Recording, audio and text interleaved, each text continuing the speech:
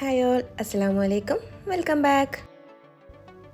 അപ്പോൾ ഞാൻ ഇന്ന് വന്നിട്ടുള്ള നോൺ വെജിൽ എല്ലാവർക്കും ഇഷ്ടമുള്ള ഞണ്ട് റോസ്റ്റും പിന്നെ അതിൻ്റെ കൂടെ അതിനേക്കാൾ ഇഷ്ടമുള്ള നല്ല കറുമുറ നെയ്പത്തിരി ആയിട്ടാണ് കേട്ടോ. ഇത് രണ്ടും കൂടെയുള്ള അടിപൊളി കോമ്പിനേഷൻ നിങ്ങൾ കഴിച്ചിട്ടുണ്ടോ? ഇല്ലെങ്കിൽ ഞാൻ ഉണ്ടാക്കുന്ന പോലെ ഒന്ന് ഉണ്ടാക്കി വെക്കും കേട്ടോ.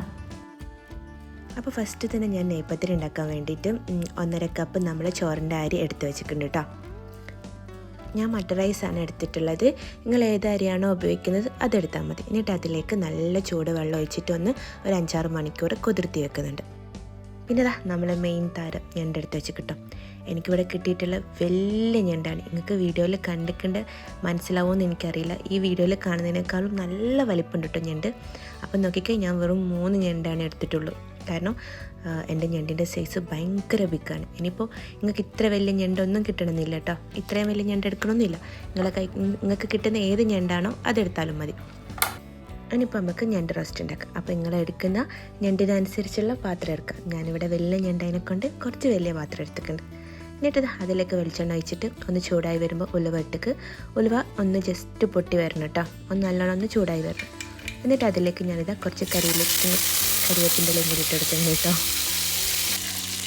അതെല്ലാം ഒന്ന് നല്ലോണം ചൂടായി വരുമ്പോൾ കുറച്ച് ഇഞ്ചിയും വെളുത്തുള്ളിയും കൂടി ഒന്ന് ചതച്ചിട്ട് വെക്കുന്നുണ്ട്. എന്നിട്ടൊന്ന് നമുക്കിതൊന്ന് നല്ലോണം ഒന്ന് വാട്ടിയെടുക്കാം. ഇപ്പോൾ വെളുത്തുള്ളി ഇഞ്ചിയൊക്കെ നല്ലോണം മൂത്ത് വന്നതിന് ശേഷം ഞാനിതിലേക്കൊരു 4 ഉള്ളിയും ഒരു 5 പച്ചമുളകും കൂടെ ചെറുതാക്കി കട്ട് ചെയ്തിട്ട് ചേർത്ത് കൊടുക്കുന്നുണ്ട്. എന്നിട്ട് ഇത് നല്ലോണം ഒന്ന് നമുക്ക് വാട്ടിയെടുക്കാം കേട്ടോ. ഏകദേശം ഇങ്ങനെയൊക്കെ വാടിക്കഴിഞ്ഞതിന് ശേഷം ഒരു 2 തക്കാളിയും കൂടെ ചേർത്ത് കൊടുക്കുന്നുണ്ട്. എന്നിട്ട് വീണ്ടും നല്ലോണം ഒന്ന് സോഫ്റ്റായി വരുന്നവരെ നമുക്കൊന്ന് ഇളക്കി കൊടുക്കാം. ഇനി ഇതിലേക്ക് ആവശ്യത്തിനുള്ള ഉപ്പ് ചേർത്ത് കൊടുക്കുക. ഞണ്ടിൻ്റെ എന്ത് ഉണ്ടാക്കുമ്പോഴും അതിലേക്ക് കുറച്ച് ഉപ്പ് ചേർത്ത് കൊടുത്താൽ മതി. കാരണം ഞണ്ടിന് ഉപ്പ് ഇറങ്ങി വരും കേട്ടോ. ഇനി ഇതിലേക്ക് മസാലപ്പൊടി ചേർത്ത് കൊടുക്കാം. 1 ടീസ്പൂൺ കാശ്മീരി മുളക് പൊടി, 2 ടീസ്പൂൺ സാദാ മുളക് പൊടി, 1/2 ടീസ്പൂൺ മഞ്ഞൾപ്പൊടി, 1 ടീസ്പൂൺ മല്ലിപ്പൊടി. പിന്നെ ഞാൻ ഇതിലേക്ക് ഒരു 1/2 ടീസ്പൂൺ പെരുംജീരകത്തിൻ്റെ പൊടി ചേർത്ത് കൊടുക്കുന്നുണ്ട് കേട്ടോ. അപ്പോൾ അത് ഇടാൻ നേരത്ത് തീർന്നു പോയിട്ടുണ്ട്. അപ്പോൾ ഞാൻ പിന്നെ അത് ഇതിലേക്ക് ചേർത്ത് കൊടുക്കുന്നുണ്ട്. എന്നിട്ട് ഇളക്കി നല്ലോണം പച്ചമണമൊക്കെ മാറിയതിന് ശേഷം നമ്മൾ ഞണ്ടിനെ ഇതിലേക്ക് വെച്ച് കൊടുക്കുന്നുണ്ട് കേട്ടോ. അപ്പോൾ നിങ്ങൾക്ക് നോക്കി ശ്രദ്ധിച്ചിട്ടുണ്ടെങ്കിൽ എൻ്റെ പാത്രം മാറിയിട്ടുണ്ട് കേട്ടോ. എൻ്റെ വലിയ ഞണ്ട് അതിനെക്കൊണ്ട് ആദ്യം ഞാൻ മസാല ഉണ്ടാക്കിയ പാത്രത്തിൽ കൊള്ളാത്തതിനെ കൊണ്ട് ഞാൻ പിന്നെയും കുറച്ചും കൂടെ വലിയ പാത്രത്തിലേക്ക് മാറ്റി വെച്ചെടുക്കുന്നുണ്ട്. അപ്പോൾ എടുക്കുമ്പോൾ ആദ്യം പാത്രം ശ്രദ്ധിച്ചെടുക്കാം. പിന്നെ ഇതിലേക്ക് ആവശ്യത്തിനുള്ള വെള്ളം ചേർത്ത് കൊടുക്കാം. ഒരുപാട് വെള്ളമൊന്നും ചേർത്ത് കൊടുക്കണ്ട, കാരണം ഞണ്ടിന്ന് വെള്ളം ഇറങ്ങി വരും. അപ്പോൾ നമുക്ക് കുറേ ഗ്രേവി വേണമെങ്കിൽ ഒരു ഗ്രേവി പോലെ കുറേ വെള്ളം പോലെ വേണമെങ്കിൽ വെള്ളം അതിനനുസരിച്ച് ചേർത്ത് കൊടുക്കാം. കുറച്ച് തിക്ക് ഗ്രേവിയാണ് വേണ്ടതെങ്കിൽ അതിനനുസരിച്ച് കുറച്ച് വെള്ളം ചേർത്ത് കൊടുക്കാം. ഇനി നമുക്കിത് നല്ലോണം ഒന്ന് മസാലയും ഞണ്ടും വെള്ളവും എല്ലാം മിക്സാക്കി വെച്ചതിന് ശേഷം നമുക്കൊന്ന് അടച്ച് വെച്ച് വേവിക്കാം. ഇപ്പോൾ അതിൻ്റെ ഇടയ്ക്ക് ഞാനൊന്ന് തുറന്നെടുത്തിട്ട് നമ്മളെ ഞണ്ടിനൊക്കെ മറിച്ചിടാൻ പോകാൻ കേട്ടോ. അപ്പം വലിയ ഞണ്ട് അതിനെക്കൊണ്ട് തന്നെ മറിച്ചിടാൻ കുറച്ച് ഇടങ്ങാറുണ്ട് കേട്ടോ. അപ്പോൾ ഞാനിത് കഷ്ടപ്പെട്ടൊക്കെയാണ് മറിച്ചിടുന്നത്. കൈയൊക്കെ ലാസ്റ്റ് എനിക്ക് സ്പൂൺ കൊണ്ടൊന്ന് മറിച്ചിടാൻ പറ്റായിട്ട് ഞാൻ കൈയൊക്കെ ഉപയോഗിച്ചിട്ട് മറിച്ചിടുന്നുണ്ട്. അപ്പോൾ നിങ്ങൾ നല്ലോണം തിരിച്ചും മറിച്ചെല്ലാം ഇട്ട് ഞണ്ട് വേവിച്ചെടുക്കട്ടോ. അതേപോലെ ഞണ്ട് എപ്പോഴും വേവിക്കുമ്പോൾ സ്ലോ കുക്ക് ചെയ്തെടുക്കുക, അടിച്ച് വെച്ചിട്ട് വേവിച്ചെടുക്കുക കേട്ടോ. അപ്പോഴാണ് ഞണ്ടിന് നല്ലൊരു ടേസ്റ്റ് ഉണ്ടാവുള്ളൂ. അപ്പോൾ ഞാൻ നേരത്തെ പറഞ്ഞ പെരുംജീരകത്തിൻ്റെ പൊടി ഇപ്പോഴായിട്ട് ചേർത്തെടുക്കുന്നത്. ഇതെന്തായാലും ചേർത്തെടുക്കുക. പിന്നെ ഇതിലേക്ക് ഞാൻ വേറെ മസാലകളൊന്നും ഗരം മസാലപ്പൊടിയോ കുരുമുളക് പൊടിയോ ഒന്നും ചേർത്തെടുക്കുന്നില്ല. കാരണം എന്ന് വെച്ചാൽ ഞണ്ടിൻ്റെ ഫ്ലേവർ എന്നെ മാത്രം മതി എന്നുള്ളതിനെ കൊണ്ടാണ്.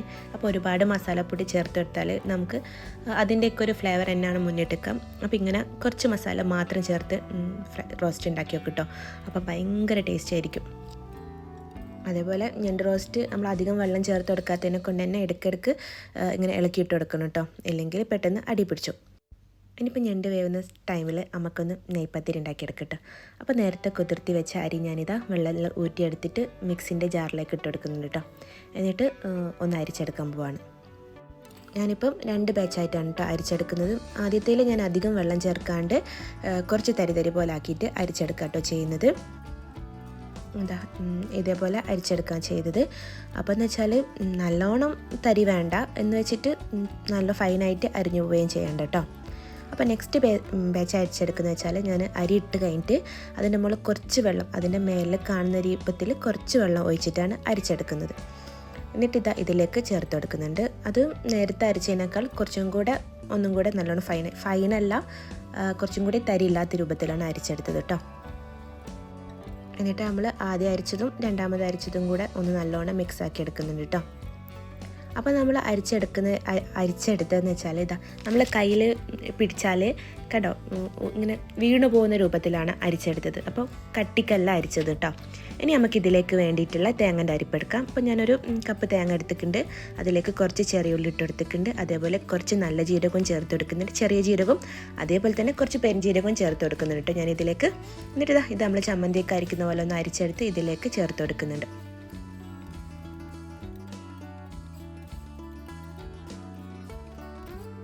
എന്നിട്ട് ഞാനിതാ നല്ലോണം കൈ വെച്ചിട്ട് മിക്സാക്കി എടുക്കുന്നുണ്ട് കേട്ടോ.